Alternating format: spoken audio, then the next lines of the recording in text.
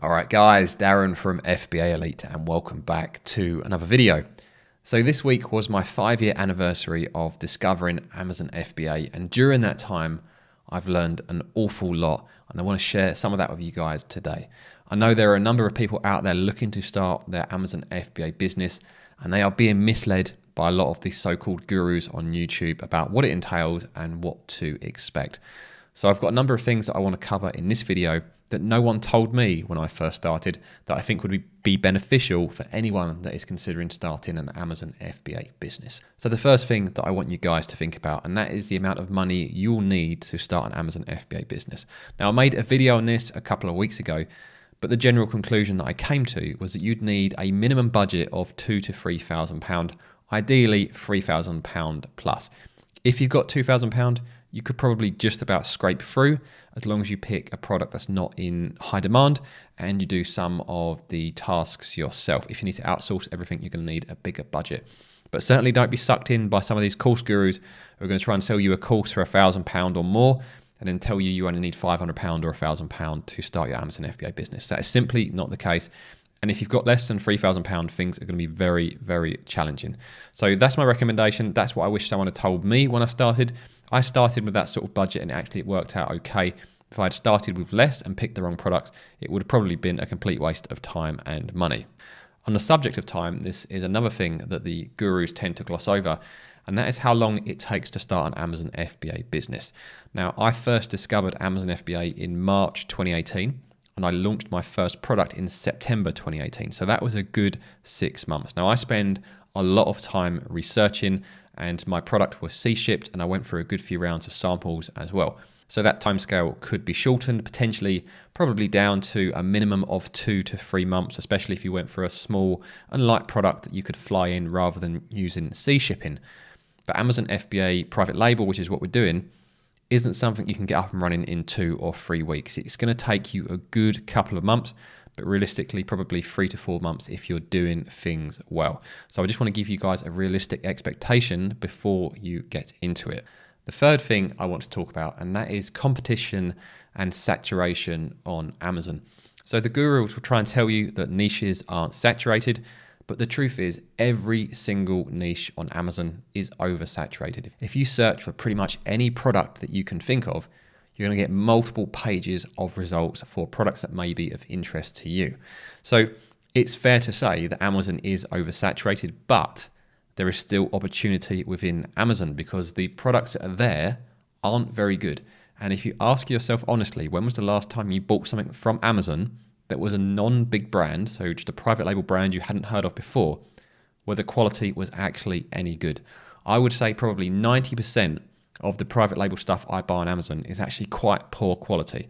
So although the niches are oversaturated with lots of products and lots of Chinese sellers, the niches aren't oversaturated with good quality products that have additional features that will bring additional benefits to those customers. So that's the key thing to think about when you're starting an Amazon FBA business, how you're going to take a potential product you found, how you can add some features to that. You're going to customize that product so that you can bring additional benefits to the customer, so that the customer has a reason to pick your product, hopefully your much better product, over a lot of the existing oversaturated competition, which all looks very samey. So yes, Amazon FBA is oversaturated with a load of rubbish. It's certainly not oversaturated with a load of good high quality products, which is hopefully what you're going to bring to market if you do launch your own business. On the subject of starting your own business, a lot of people want to start their own business to get away from often a bad boss. Unfortunately, if you swap your bad boss for Amazon, you're not getting a very good boss either. So obviously you don't really have a single boss with Amazon, but as an entity, the way they treat their sellers is absolutely shocking. The seller support that's in place is terrible. There's no two ways about it. It's absolutely terrible. They have lots of rules and hoops for you to jump through, many of which will seem unfair, but it's Amazon's playing field and we have to play by their rules no matter what we think of it. So don't think you're going to swap a rubbish boss at the moment for a good boss. Your new boss probably won't care about you either, just like your old boss doesn't. But the opportunity with Amazon is much, much bigger. And providing you have a community around you and other sellers to work with and lean on and get information from, when you come across these kind of hiccups you're going to have with Amazon FBA from time to time, As long as you jump through the hoops that Amazon give you, you'll be absolutely fine. So I just wanted to make sure that you guys were aware of that up front, and you don't go into this thinking Amazon is going to be your friend, because they certainly aren't. Also on that subject of starting your own business, a lot of people start Amazon FBA as a side hustle, which is fine. And that's how I started it. I started it on the side. But I think I see a lot of sellers and a lot of gurus referring to Amazon FBA as a side hustle. And I don't think it's actually doing it justice, because Amazon FBA is a proper business. It is a genuine business opportunity. And if you have the mindset that it's just a side hustle, often you won't realize its full potential. If you treat Amazon FBA but like the genuine business opportunity it is, the potential money and returns and the way it can change your life through the time freedom it can give you is absolutely massive. So for me, Amazon FBA isn't a side hustle. Amazon FBA is the hustle. It's still, for me, despite the fact I've got YouTube and I've got affiliate marketing and I've got courses, Amazon FBA and the products I sell on Amazon still generate over 50% of my income. And it provided me enough money that I was able to shut down my old web design business. So try not to think of Amazon FBA as a side hustle. You may start it as a side hustle, but it is the real deal. It is a proper business opportunity that you can make really good returns from, and it does have the potential to become very, very passive once it is up and running. And that is what appeals to a lot of people. That's why I really like Amazon FBA. You know, that passive nature of making money while you're asleep. It's a cliche thing, but you make money before you've even got out of bed in the morning, and you can spend your days doing the things you want to do, whether that's time with family, going to the gym, whether it's even working on multiple businesses, whatever you want to do.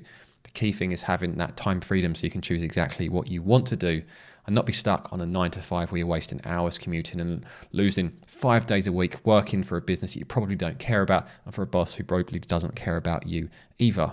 But there is an important caveat to that, and I would say to anyone that is considering starting Amazon FBA, despite the fact I say you should treat it as a proper business, and despite the fact you can make huge returns if things go well, and despite the fact it can provide passive income, you should never become 100% reliant on Amazon, because Amazon can be quite fickle. And like I say, you can have issues from time to time.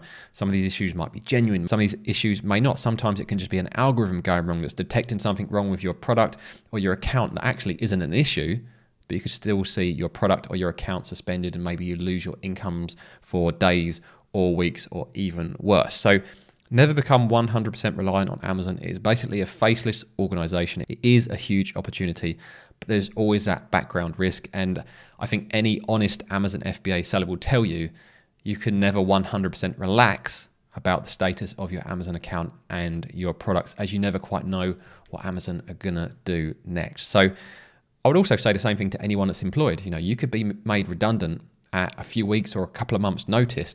And with Amazon FBA, it's a similar thing. Your account could get suspended with no notice.